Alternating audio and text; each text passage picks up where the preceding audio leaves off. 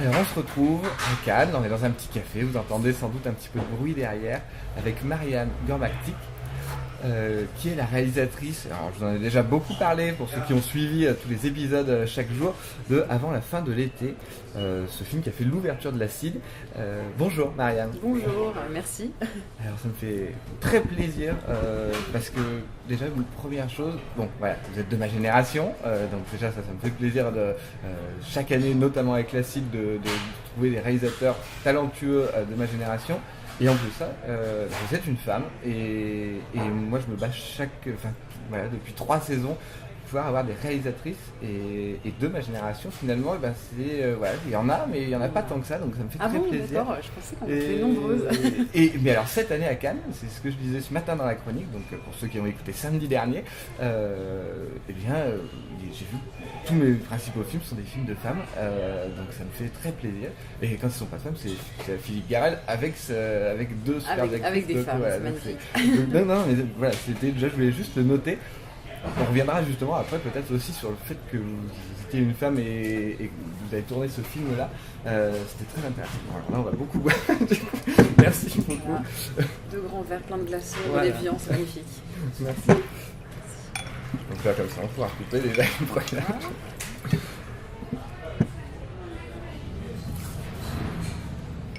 Alors, pour expliquer ce film qui sortira sans doute dans les 2-3 mois qui viennent dans les salles, on fera tout pour qu'il soit dans les cinémas d'arrêt d'essai autour de chez nous. En tout cas, on travaille quand même beaucoup avec la CID, donc on fera tout court. Voilà, j'essaye de donner voilà, comme moi je l'ai vécu, c'est l'histoire de 3 amis.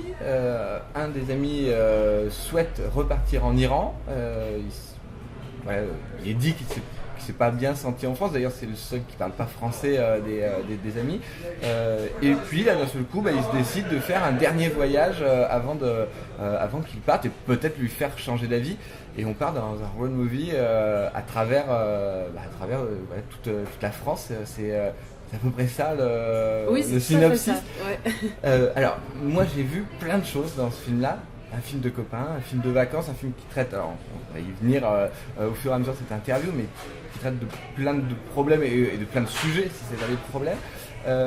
Déjà, comment ça vient l'idée, et justement là, j'en reviens au fait que vous soyez une femme, de se dire, bon ben voilà, je vais partir avec 3 garçons, les filmer, essayer d'extraire un film de ce tournage. Comment ça vient cette idée-là? Un coup de foudre, je pense, d'abord, quand j'ai rencontré ces 3 personnes qui sont devenues les personnages du film. Quand je les ai rencontrés, je crois que j'étais un peu à la recherche d'Iran. J'avais envie de me réapproprier cette culture qui est voilà, ma mère est iranienne et j'avais le besoin d'apprendre le persan, j'avais envie de connaître l'Iran que j'avais jamais visité, etc. Et je prenais des cours de langue à l'INALCO, qui est l'Institut des langues orientales à Paris. D'accord. Et c'est un petit peu dans ce mouvement-là que j'ai rencontré ces personnages. Enfin, disons que je suis rentrée un soir d'hiver dans un café à Paris, il neigeait, c'était un peu surréaliste comme soirée. Je voulais me réfugier dans un café, j'ai vu ces 3 garçons qui parlaient persan à une table, je me suis rapprochée d'eux, on a commencé à discuter, on a sympathisé. Et on s'est revus plusieurs fois et après, je sais pas, la 4e, 5e fois, j'ai apporté ma caméra. D'accord. Et j'ai commencé à les filmer. Avec déjà une idée derrière la tête? Pas vraiment, non. Je savais pas très bien ce que j'allais faire de ces rushs et je pense que c'était peut-être davantage une démarche que je faisais pour moi, comme pour me documenter en fait sur ces 3 morceaux d'Iran. Et avec le temps, forcément, on est devenus très complices et ils se sont complètement emparés du dispositif que je leur proposais, c'est-à-dire nos rencontres filmées. Ils se sont emparés peut-être pour se poser les questions. Les questions, c'est des questions qui les travaillent au quotidien, savoir qu'est-ce qu'ils font ici, puisqu'ils ont migré, est-ce qu'ils allaient rester, ils terminaient leurs études, alors est-ce qu'ils allaient rester, est-ce qu'ils allaient repartir dans leur pays, puis en même temps, ils s'étaient fait à la vie en France, enfin bon, toutes ces questions qui les travaillent au quotidien. Le fait qu'il y ait une caméra, tout d'un coup, voilà, c'était le moyen de partager sur ce sujet-là, parce qu'ils en parlaient, mais sans vraiment, voilà, c'était pas si sérieux que.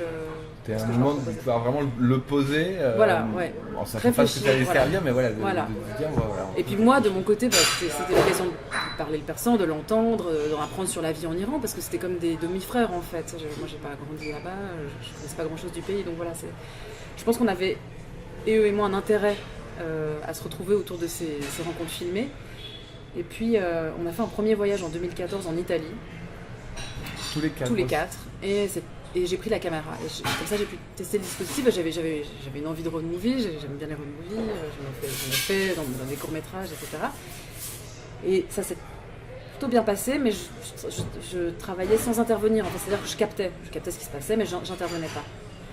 Et quand Olash nous a annoncé qu'il allait rentrer en Iran parce qu'il s'était pas fait à la vie ici, là, je me suis dit qu'il y avait vraiment le sujet pour faire un vrai film. Et là, je suis devenue un peu plus interventionniste et on a fait durant 2 semaines et demie une sorte de voyage-tournage qui est devenu un film. Ouais. Donc, Et alors, on va évidemment y venir, j'ai tellement de sujets, là, on va essayer déjà de reprendre. Alors oui, Le Persan, tout simplement parce que moi c'est le premier film qui se passe en France que je vois en langue persane. Oui, je suis pas sûr d'en avoir déjà vu et je me suis même fait la réflexion de me dire est-ce que j'avais déjà vu un vrai film d'auteur qui se passe en France, qui n'est pas dans la langue française ou anglaise pour certains films, mais voilà, mais en tout cas qu'on va pas mettre des paroles, pas le doubler ce film-là. Ça, c'était aussi évidemment de les suivre, c'était en personne, mais ça veut dire que quand vous êtes avec eux tout le temps, ouais, ça c'est que quand vous êtes parti en Italie, etc. Vous parlez automatiquement en persan ou aussi en français? Parce que quand vous les avez connus, vous commenciez le persan, enfin vous étiez en études. C'est un peu étrange parce qu'à l'époque du tournage, moi je leur parlais systématiquement en français, ils me répondaient en persan. En fait, on a établi comme ça une sorte de drôle de dialogue. Et maintenant on échange dans les 2 langues. Mais à ce moment-là, c'est vrai que c'était un petit peu étrange. Donc je comprenais tout ce qu'ils disaient. Et ils comprenaient parfaitement ce que je racontais aussi. Mais voilà, c'était plus simple de communiquer de cette manière-là. Et voilà, la question. Non, l'histoire de la langue. Oui, puis pour moi, c'était un petit morceau d'Iran qui se trimballait à travers la France. Et j'aime bien cette idée parce que je pense que ça aurait pu être. Sur l'autoroute, j'ai l'impression qu'on a plein de petits pays qui se baladent comme ça, des gens qui parlent leur langue, qui traversent un pays, qui sont étrangers. Voilà. Donc ça, c'était le fantasme de faire un road movie iranien en France. Je l'ai réalisé là. Ah ouais, non, et puis c'est très bien réalisé. D'ailleurs, quand d'un seul coup on entend parler français, en fait on a du mal à se remettre dedans et on comprend plus. Enfin, on il y a plus de traduction. Surtout que bon, voilà, à Noir et Table, on a un accent assez prononcé aussi. Donc, alors justement, donc on a compris, c'était une sorte de documentaire, mais que vous dirigez. Alors comment ça se prépare? Il y a des dialogues qui sont juste fantastiques. Est-ce que ça, c'est des petites choses que vous avez notées au fur et à mesure ou voilà, ça sort comme ça et à ce moment-là, vous êtes là pour les capter, vous les avez juste mis en situation? Il y a un peu des deux. En fait, il y a, évidemment, comme on a passé plusieurs années ensemble avec la caméra, ça m'a servi de base pour pouvoir écrire le film. C'est-à-dire que certaines discussions ou dialogues qu'ils ont eu, je m'en suis servi vraiment pour composer une sorte de récit. Bon, on n'a pas une histoire, voilà, c'est pas vraiment un drame ou quoi, mais je m'en suis servi pour, voilà, je me suis dit là, j'aimerais qu'ils abordent ce sujet-là. Et puis, comme on était par exemple dans le nord de la France, il fallait penser montage. Donc, je me suis dit, bien, on va réaborder ce même sujet aussi dans le sud. Donc, plusieurs fois, on a répété les mêmes, on a brodé autour des mêmes sujets. Mais c'est des sujets qui les préoccupent au quotidien, donc c'était pas difficile de les relancer. Il suffisait que je demande à l'un de poser la question à l'autre et hop, ils étaient repartis. Voilà, par exemple, la question du service militaire, pour qu'on comprenne pourquoi Olash a pris tellement de poids. Enfin, j'avais envie qu'on l'aborde, donc on l'a abordé 2-3 fois durant le tournage. Et puis je me suis dit, bon voilà, je la garde à ce moment-là, parce que c'est pas possible. Et puis il y a évidemment des choses prises sur le vif, je sais pas, les moments un peu plus quand ils font des siestes, ou alors quand ils dînent, ou alors voilà, il y a des choses comme ça qui sont de l'ordre du documentaire et d'autres qui sont pas vraiment écrites. Je leur ai pas écrit des dialogues, j'ai jamais écrit des dialogues, ce sont leurs mots à eux, et à chaque fois ils brodaient autour de leur personnage. Enfin, voilà, ils jouaient leur personnage en fait. Et ce que j'ai organisé ce qui était le plus orchestré, c'est la rencontre avec les filles. Donc, j'avais envie un peu qu'on sorte tout à coup de cette espèce de huis clos très bavard dans la voiture. Enfin, je me disais qu'il fallait les confronter quand même. Parce qu'à un moment donné, ils rencontrent deux jeunes filles qui vont rentrer dans la voiture avec elles. L'idée, c'était de les confronter à deux Françaises parce que aussi, j'avais quelques préjugés. Il se disait qu'il n'avait aucune chance avec les Français, c'était... Il avait eu de la peine à s'adapter à la vie ici. Et je me suis dit, tiens, on va voir si avec ce projet de film, on peut lui faire changer d'avis. Et alors donc, j'ai organisé une rencontre avec deux amis qui m'ont dit, d'accord, on veut bien participer à ton projet de film, mais tu nous organises un concert quelque part dans le sud de la France. D'accord. Et elles avaient des amis à Fitou, donc je me suis dit très bien. Alors j'ai trouvé un camping pas très loin, il y avait une barque, on les a mis sur la barque avec leur batterie et leur guitare, et puis voilà, j'ai organisé le petit concert. Et elles sont rentrées dans le jeu, quoi. Mais la rencontre, je l'ai organisée, mais tout ce qui se passe, tout ce qui se dit, c'est le réel. Donc ils apprennent à faire connaissance, tout ça. C'est la rencontre amoureuse. Elle a vraiment eu lieu. Elle a vraiment eu lieu. Ouais, la rencontre amoureuse, elle a vraiment eu lieu. Et les personnages eux-mêmes étaient un petit peu, c'est drôle, parce que et Charlotte et Ashkan m'ont dit, mais en fait, on ne sait plus trop là où on est dans le jeu, là où on est dans le réel. Ils étaient un peu perdus, en fait. Je pense, Ashkan plus que Charlotte. J'ai l'impression que Charlotte, elle avait conscience qu'elle jouait un peu aussi pour moi, en fait, pour le film. Mais elle m'a quand même appelé le premier soir, parce que moi j'avais le secret espoir qu'elle tombe amoureuse de Orlash et que ça le fasse rester, parce qu'elle m'avait avoué qu'elle avait un faible pour les garçons très enveloppés. D'accord. Et donc je me suis dit, ça va marcher, parce que Orlash, il a un corps très sculptural, il est énorme. Et en fait, après la première journée de tournage, elle m'appelle comme ça, et elle me dit, écoute, j'ai un truc à te dire. Orlash, je sais pas, je le trouve très réservé, mais par contre Ashkan, je l'aime beaucoup. Puis je lui dis, fonce. Et puis Ashkan, de son côté, il était tout à fait charmé. Donc je les ai encouragés à y aller. Et voilà, tout ce qui se passe après, c'est le réel. C'est le réel, mais c'est aussi un peu... c'est du jeu, mais c'est du jeu, pas du jeu d'acteurs. Ils ont joué, je pense qu'ils se sont amusés. Je pense qu'ils se sont pris au jeu d'acteurs, en fait, vraiment. Et je pense qu'ils s'amusaient bien aussi à me troubler. Parce que parfois, je ne savais pas très bien s'il le faisait pour moi ou s'il le faisait vraiment, enfin si c'était vraiment ressenti. Bon, voilà, donc c'est une drôle d'aventure. C'est vraiment un film qui est, je pense, un peu hybride entre une écriture plus fictionnelle et une écriture plus documentaire. Mais j'ai jamais pensé les choses en ces termes-là. Je me suis jamais dit, tiens, je vais faire un documentaire, ou tiens, je vais faire une fiction, ou je vais faire un film, même hybride. Je veux dire, on avait 2 semaines et demie, il fallait faire on avait 2 semaines et demie pour faire un film. C'est tout. Et puis j'ai pas pensé plus loin. Ce qui était organisé, c'était le trajet, mais sinon tout est de l'improvisation sur place, sur le moment. Même Noir et Table, en fait, j'avais envie de les confronter. J'avais pas envie de les confronter à une France en particulier. J'avais une grande envie de filmer un 15 août, parce que j'ai passé toutes mes vacances en Alsace dans un petit village où 15 août c'était un moment très important, parce qu'on y amenait les autotamponneuses, on mettait des jolies robes, c'était le moment de fête en fait. Et c'est quelque chose que j'aime beaucoup et j'adore ces fêtes-là, en fait, je les trouve très belles, très réjouissantes.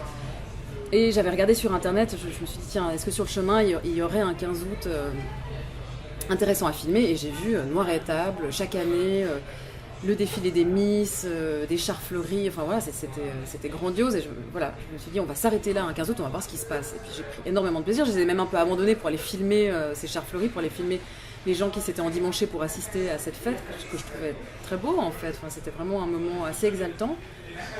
Et il s'est passé plein de choses, ils ont rencontré des gens, ils ont échangé avec eux. On a gardé très peu de choses en fait de ces rencontres, parce que j'avais envie qu'on se concentre plus sur la rencontre avec les filles qui allait plus loin en fait. Mais j'ai des heures de rush à Noir et Table par exemple. Ils sont très beaux ces plans de Noir et Table, justement, les portraits que vous faites des personnes. Alors tiens, quelque chose de juste plus technique, on va dire, dans la production. Comment ça se passe? Ça veut dire que là vous êtes avec des centaines de feuilles d'autorisation de capter? Comment ça se passe? Pas du tout, je travaille pas du tout comme ça. Je plante ma caméra et je filme les gens. Et je me dis que s'ils veulent pas être filmés, ils me le disent. Et du coup, j'utiliserai pas les rushs. Mais s'ils ne posent pas, j'utilise cette matière parce que je trouve que il y a pas de regard ni moqueur, ni voilà. Je pense qu'ils sont rendus tels qu'ils sont, c'est-à-dire je les ai trouvés très beaux. Et un peu perdus dans cette fête aussi, parce qu'on y voit des personnes je sais pas, du 3e âge, du 4e âge, qui sont là dans cette espèce de fête avec des autotamponneuses, avec la musique techno, et puis voilà, des différentes générations qui se retrouvent dans cette fête. Et il m'avait l'air un peu perdu et je trouvais ça chouette aussi à montrer. Mais je travaille un peu de manière sauvage, c'est-à-dire que j'étais seule, et puis je venais, je prenais ma caméra, je filmais, et puis voilà.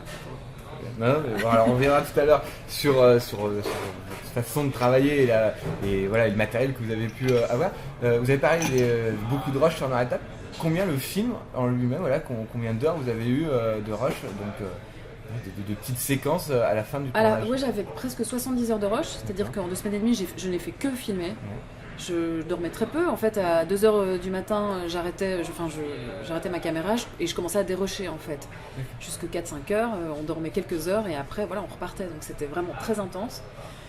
Et je pense que le travail je dois beaucoup à ma monteuse parce qu'elle a fait un travail exceptionnel et on aurait pu faire... On peut la citer.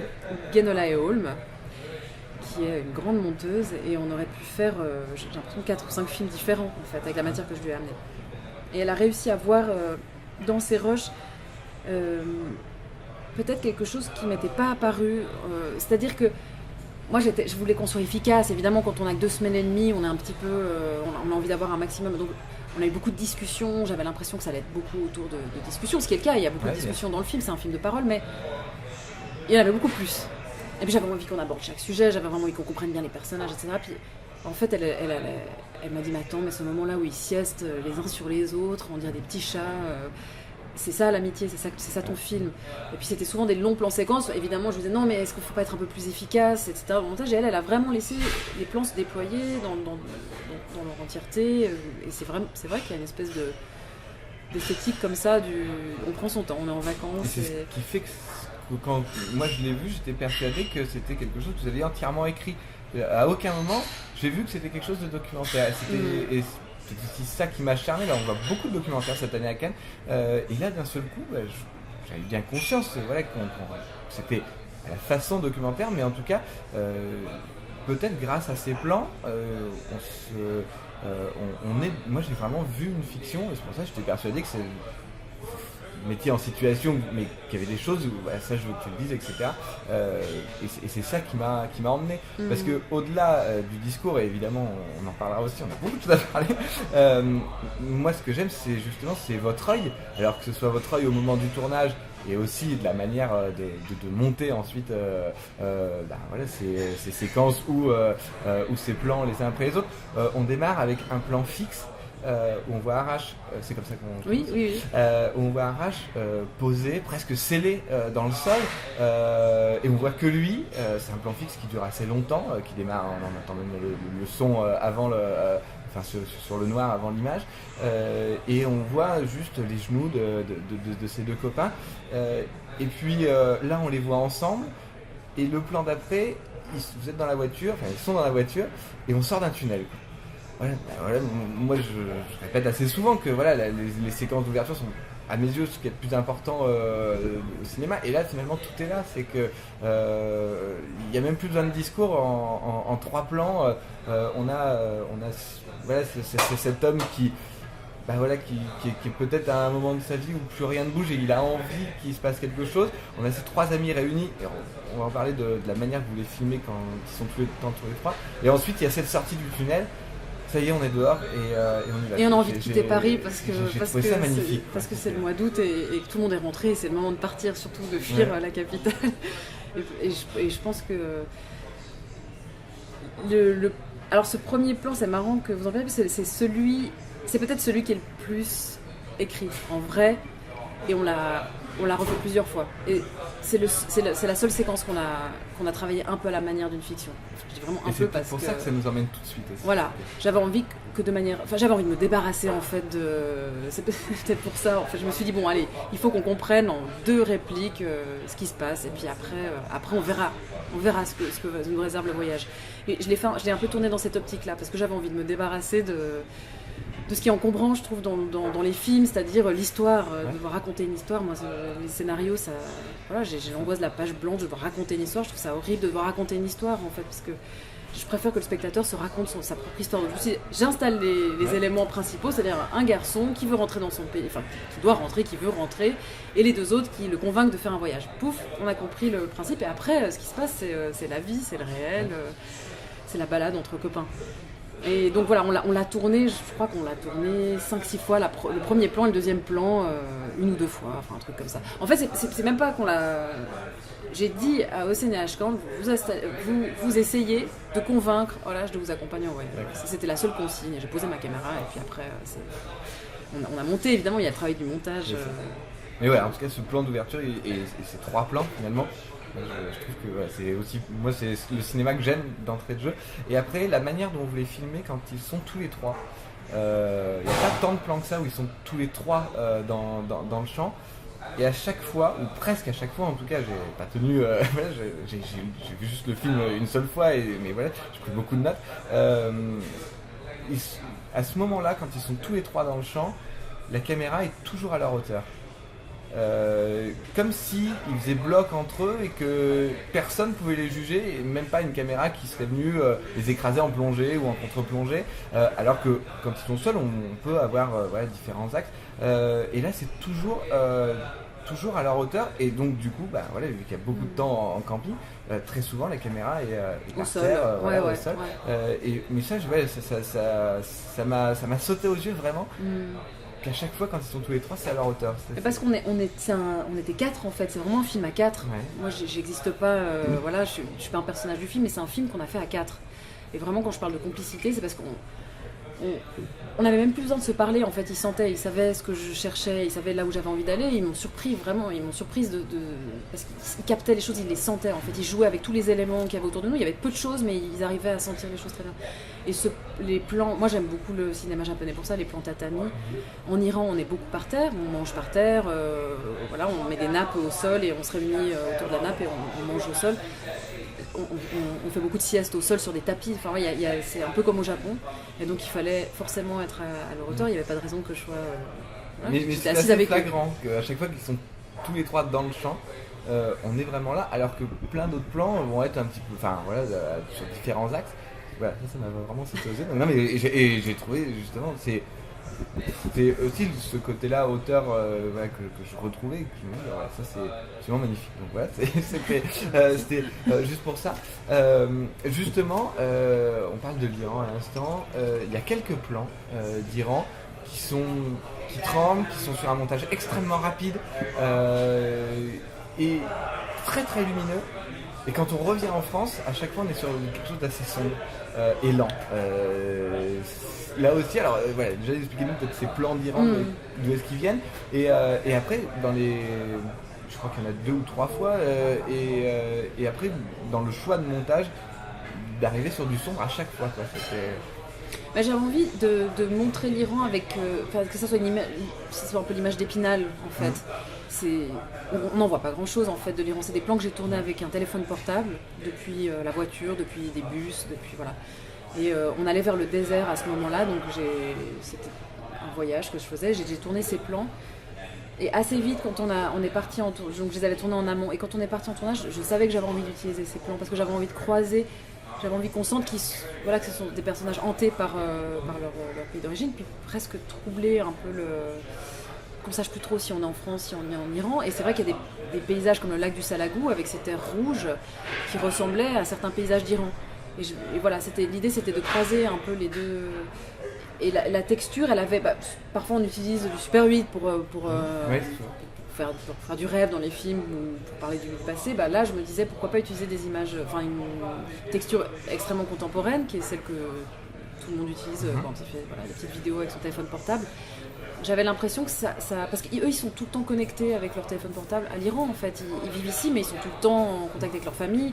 Ils regardent tout ce qui se passe, les actualités, etc. Ils ont des vidéos d'Iran dans leur téléphone portable et j'avais envie que ça soit, c'est comme le petit trésor qu'on garde au fond de nous, le petit morceau de son pays qu'on a. Et c'est lumineux parce qu'il y a du soleil déjà de une. Et puis quand on était sur notre road trip en France, il faisait pas très soleil.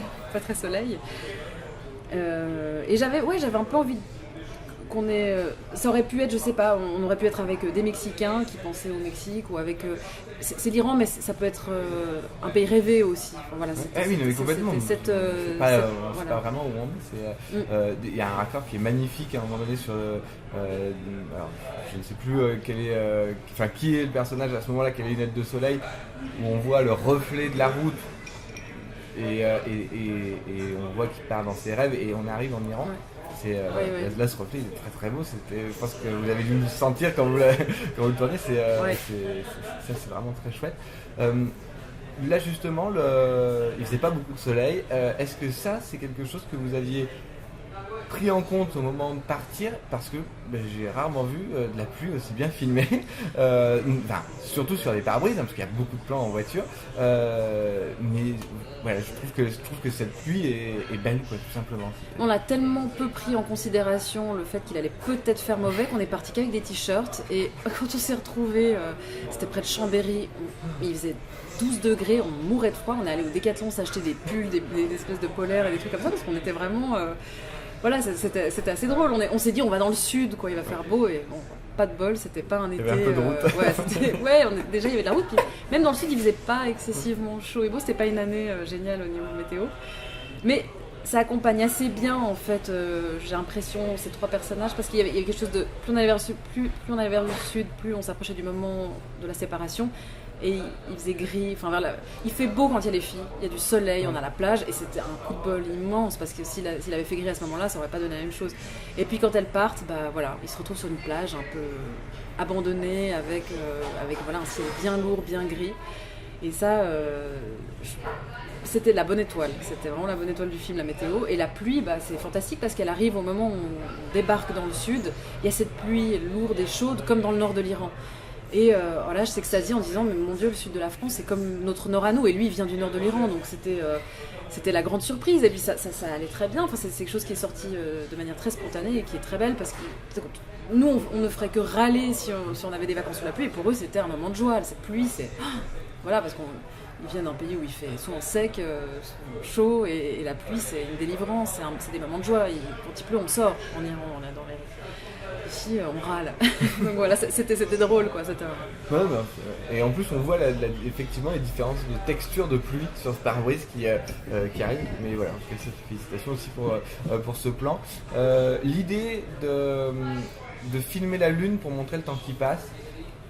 Voilà, comment ça fonctionne. Est-ce qu'il y avait besoin finalement de dire voilà, là on est en train d'avancer. On avait très peu de repères dans le film. En plus, les brouilles, parce que parfois on est en Iran, parfois on est en France, on ne sait plus trop où on est. On ne sait pas très bien, on se balade en France. Hein. Je veux dire, c'est un drôle de zigzag qu'on fait jusqu'au sud. Ouais. Donc je me disais, tiens, la Lune va nous raconter un peu où on en est, parce que le voyage a duré 2 semaines. Et voilà, on est au fin croissant de Lune et on arrive à une pleine Lune. Mais c'est aussi parce que la Lune, dans la poésie persane, représente soit quand c'est le croissant de lune, le sourcil de la bien-aimée, soit quand on a au moment de la pleine lune, le visage de la bien-aimée. Et comme il est question peut-être de rencontrer l'amour le temps de ces voyages, je me disais que tiens, ça pouvait être aussi un petit clin d'œil à cette poésie persane qui accompagne les personnages. Et puis bon, c'est l'imminence du départ de l'âge aussi. Hein. Plus la lune grossit, plus on va se rapprocher du moment où il doit partir. Donc c'est une manière aussi de créer une légère tension. J'ai envie de vous entendre sur la pluie. Vous parliez de chance avec le temps, en l'occurrence. On a eu une étoile filante aussi. Ah, il y a une étoile filante. Ouais, on a eu une étoile filante, elle est dans le film d'ailleurs. Je suis passé à travers l'étoile filante. Il y a une étoile filante, il faut pas cligner des yeux au moment où elle passe. Mais ça, c'était aussi un grand coup de chance. Je filmais le ciel étoilé et on a une étoile filante. Et on m'a demandé si c'était un effet spécial. Non, c'est pas un effet spécial. On a vraiment une étoile filante. Et voilà, c'est un film de la chance aussi, parce qu'on a été accompagnés. On a été peut-être attentifs, et il y a plein de belles choses qui se sont offertes à nous. Oui, parce qu'il y a notamment, je trouve que c'est une séquence, et là je me dis comment ils ont pu faire ça, c'est absolument magnifique. La séquence du train, voilà, à un moment donné, les garçons sont en train de parler, pas très loin, enfin même tout proche d'une voie ferrée. Oui, c'est un camping qui était. Non mais quelle horreur, le camping avec les jeux d'enfants et le train derrière. D'accord. Et alors à un moment donné, on entend juste revoir l'Iran et paf, ça s'arrête et il y a ce train qui part. Ouais. Qui passe derrière Ouais, et qui emmène, arrive au qui bon coupe moment, tout. ouais. Et, voilà, ça fait aussi partie de la chance. Alors, maintenant, moi, j'aimerais savoir aussi, parce que je trouvais que c'était un film qui était burlesque. Je trouve qu'il y a plein de moments burlesques, alors j'en ai noté plein. Bon, alors il y a des petites choses qui sont peut-être plus ou moins voulues, comme voilà, par exemple le son du gonfleur, au début on ne sait pas du tout ce qui est en train de ronfler, parce que c'est hors champ. Le ventilateur avec le barbecue, moi, je trouve que ça c'est très drôle. C'est très drôle aussi, ils le font vraiment comme Mais ça. ils le font, mais non, mais c'est des personnages drôles. Ils sont Ça, c'est burlesques. absolument génial. Et alors là, moi il y a un plan. Et alors celui-là, il faut que vous me l'expliquiez si c'est juste un coup de chance inouï. Quand il est en train de draguer la serveuse à la fontaine, ce monsieur avec un chien qui tient comme ça, mais j'étais mort de rire. C'était, Ouais. Mais j'en ai plein des plans comme ça, fantastique. j'en avais plein. Mais Ça, c'est un coup de chance aussi, ou est-ce que vous voyez le monsieur, vous vous dites, est-ce que vous pouvez vous mettre un petit non, peu bah non, pas du tout. Non, je dis rien du tout. Non, je l'ai vu là et j'ai fait mon cadre à ce moment-là. Donc j'avais envie de filmer ce monsieur, j'avais pas non plus envie de coller la caméra sous son nez, puis il y avait Ashkan devant. Et ça, en fait, c'est ça, voilà, je me suis plutôt. J'ai mis Ashkan en premier plan, enfin il était là, donc je l'ai filmé en premier plan, et le monsieur est derrière, et c'est très drôle, quoi. Qu'est-ce que c'est que ce livre Écologie sociale de l'oreille? Ça, c'est alors Hossein Parce qui a fait des études de politique culturelle. Et voilà, c'est un des livres qu'il était en train d'étudier parce qu'en même temps, on faisait ce voyage de tournage et il devait rendre son master. Il avait entamé un master professionnel durant une année de politique culturelle. Il devait rendre son master, enfin son mémoire, son travail de mémoire, le lendemain de notre retour en fait, de voyage. Donc il étudiait là, il fait plutôt la sieste avec son livre à côté, mais voilà, il était en train d'étudier. Moi j'avais noté aussi dans le burlesque parce que c'est vrai que je trouve que Ah oui, c'est titre absolument qui est- improbable. Je continue à me demander, ce que c'est que ce bouquin. Il faudrait que je le lise d'ailleurs parce que. Ouais, au début je m'étais dit, faut que j'aille voir sur des sites de quoi ça parle et tout, puis après voilà, comme je me suis dit, il faut que je... Écologie sociale de l'oreille à ne pas louper. Voilà, exactement. Alors, le film, comment est-ce que vous l'avez tourné? Vous êtes seul pour tout, alors, voilà, au cadre, à la lumière, comment, voilà, tout, et puis avec quoi vous avez tourné ce film, voilà, parce qu'on aime bien aussi comprendre est-ce que c'est une caméra, est-ce que c'est un appareil photo, et puis c'est cette lumière, parce que, alors, il y a des fois des lumières, on la voit parce qu'ils la tiennent dans leurs mains. Ouais, c'est la seule mais lumière bon, artificielle qu'on a, c'est des petites lampes de chez Decathlon à 10 €, c'est des petites ampoules comme ça pour mettre dans les tentes. C'est vraiment un tournage fauché, hein, donc on a vraiment fait avec les moyens du bord. Il n'y avait pas de lumière artificielle à part ces petites ampoules, mais elles sont dans le champ en fait, ils jouent avec tout le temps, il s'éclaire pour aller, pour se balader dans le camping, il faut bien de la lumière. Et des lampes frontales, enfin voilà, c'est tout ce qu'on avait en termes de lumière. Sinon c'est de la lumière naturelle en fait, voilà, on a travaillé avec ce qu'on avait sur la main, c'est très bien, je pense que c'est très encombrant de devoir éclairer des scènes, j'avais pas d'équipe donc on a travaillé comme ça. Je suis partie en tournage avec une amie qui est venue me donner un coup de main et qui avait une seconde voiture, donc il y avait la voiture qui est peut-être un des personnages du film.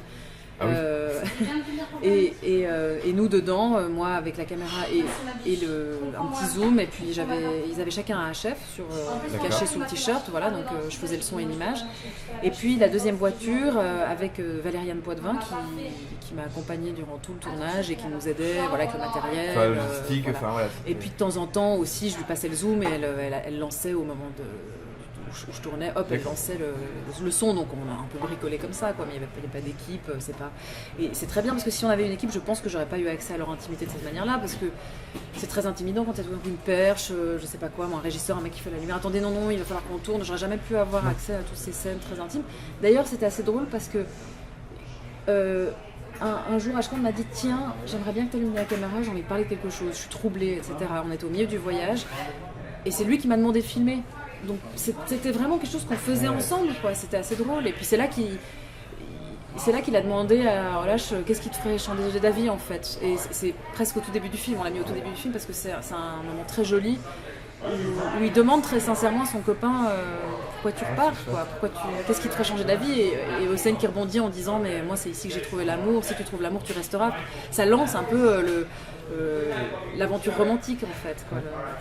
Et au niveau de la caméra alors, Et la caméra, alors j'ai utilisé une Canon C100, voilà, pour rentrer dans les détails très techniques, qui a des objectifs interchangeables. Donc grâce à Ashkan qui travaille dans dans un magasin qui loue du matériel audiovisuel, j'ai pu avoir accès à pas mal d'objectifs ou des choses comme ça, à très bon prix d'ailleurs. C'était super d'avoir un copain acteur voilà, qui est un peu dans le milieu. Et voilà, je la mettais toujours sur la caméra sur un monopode. Toujours sur un monopode. Voilà, parce que le trépied, je trouve que c'est extrêmement encombrant. Et puis j'ai beaucoup de peine à travailler avec le trépied, c'est lourd et ça donne quelque chose de trop stable. Là on est stable, mais c'est quand même, voilà, je peux me déplacer très vite en fait. Voilà, ça reste discret. Et puis ce qui était pas mal, c'est que s'il y avait eu une perche et tout le bazar, les gens auraient regardé la caméra. Quoi. L'idée c'était quand même d'être. On dirait presque un appareil photo, sauf qu'il y avait 2 micros dessus. En plus, voilà, mais ça restait relativement ergonomique et petit.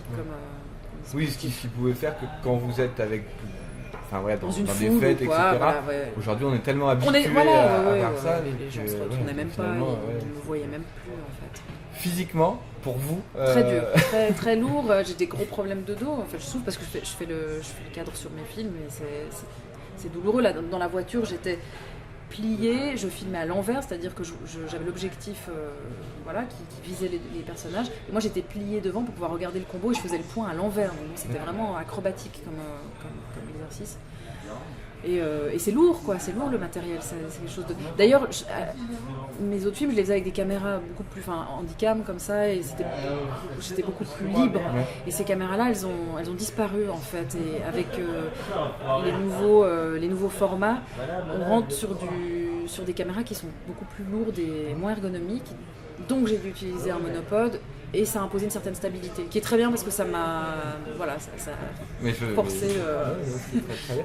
Justement, ces plans en voiture, ça c'est quelque chose qui, à un moment donné, moi je me suis dit, c'est vrai que c'est quand même bizarre, mais on le comprend parce que vous êtes en train de les filmer, donc vous êtes sur le siège passager, parce que quand ils rencontrent les 2 jeunes filles, bah voilà, finalement ils se retrouvent tous les 4 derrière. Ouais. Bah oui, on peut pas faire autrement, je vois pas plus les films. Mais du coup, ça donne aussi un charme fantastique. Alors par contre, ça met Arash comme juste un chauffeur, et du coup ça l'exclut peut-être aussi du groupe à ce moment-là. Mais voilà. Mais en même temps, on n'aurait pas pu mettre Arash derrière avec les autres filles parce qu'il n'y a pas la place. Donc, comme il prend la place de 2 personnes, donc c'est lui-même qui a dit bon bah je vais me mettre devant, je veux dire, j'ai pas le choix. C'était aussi assez rigolo, mais ce qui est pas mal, c'est que ça tombe, c'est vers la fin du film, enfin c'est plus tard dans le film, et tout le monde s'amuse, les gens chantent, et puis lui, il conduit et on le sent un peu dans ses pensées. Et voilà, c'est aussi ça tombe assez bien en fait, parce c'est pas qu'il est exclu, mais c'est que on sent qu'il pense à son départ et que bientôt ça sera plus que des souvenirs. Derrière lui et les autres sont derrière dans la voiture. On retrouve d'ailleurs ce plan avec ce sublime 180 degrés que vous faites sur la mer comme ça. Les copains sont déjà presque séparés avec une frontière comme ça au milieu. Il y avait aussi juste un plan juste beau voilà, qui est là, c'est les chaises volantes. Ouais, alors là c'était acrobatique et moi j'ai hurlé à la fin de ce plan parce qu'en fait, ils ont accéléré et j'ai failli perdre les micros et tout. Je m'accrochais à la caméra. En plus, c'est terrible quand on est sur ces chaises volantes avec une caméra parce qu'on perd complètement la notion en fait de. Enfin, moi, j'ai perdu l'équilibre. J'étais complètement effrayée, donc j'ai hurlé stop. C'était le moment acrobatique du film. Très bien. Juste dire, alors, pour revenir à ce plan de 180 degrés, alors là, vous allez me dire si c'est juste encore un heureux hasard ou si au montage. L'habitude on interviewe beaucoup de monteurs et de monteuses, d'ailleurs beaucoup de monteuses. Donc voilà, on essaye au maximum, les réalisateurs et les techniciens, c'est vraiment ce qu'on essaye le plus. Alors, après 180 degrés, on retrouve les 3 copains qui sont en train de regarder un cours de tai chi ou je ne sais quoi, et le premier mot qu'ils disent c'est ce mouvement était pas mal. Ouais. Ça, est-ce que c'est quelque chose qui avec la monteuse vous êtes en train de vous... Enfin voilà, parce qu'il y a... c'est le mouvement de caméra du film. Et donc du coup, est-ce que c'est une sorte de plus belle joke? Non, moi j'ai pas pensé. Non, pas du tout. J'ai pas pensé à ça du tout. Non, mais moi je trouvais surtout très drôle cette espèce de cours de tai chi improbable derrière, avec cette musique super kitsch et eux en train de lire un magazine féminin et on se trouvait dans quelque chose d'un peu potache et qui enlevait un peu parce que c'est quand même assez dramatique ce moment avec le service militaire, le train et puis on sent la séparation proche, les problématiques de chacun, etc. C'est aussi une manière de les retrouver, de finir sur quelque chose d'un peu plus, léger. La scène est vraiment légère, mais moi ce qui me faisait rire, c'était juste après le mouvement de caméra. Non, alors ça c'est vous qui le voyez. Moi, arrivé tout de suite après, la première phrase, ce mouvement était pas mal. Moi j'ai trouvé que c'était, je me suis dit qu'elles se sont fait un petit truc entre elles. Non, pas du tout. Alors, ça passe très très vite parce que on a déjà. Et puis j'aimerais quand même dire un petit mot aussi sur. Vous expliquer aussi votre parcours parce qu'on a beaucoup de jeunes qui nous écoutent et qui sont encore en études et savoir, c'est aussi pour ça qu'on parle du matériel. Mais juste avant, tous les thèmes avec une liberté folle. Alors évidemment, il parle beaucoup de religion, d'alcool, de paradis, il y a une séance de voile aussi qui est très drôle. Effectivement, vous en parlez souvent ensemble, vous l'avez expliqué, mais à la fin, vous avez effectivement choisi ces thèmes-là dans ce film, parce que vous avez dit j'aurais voulu tout mettre et tout dans le montage, et ma monteuse m'a dit non. Qu'est-ce qui vous a décidé de mettre ces thèmes-là en particulier ? J'ai l'impression que ça racontait leur passé en creux en fait, toutes ces scènes-là. Par exemple, quand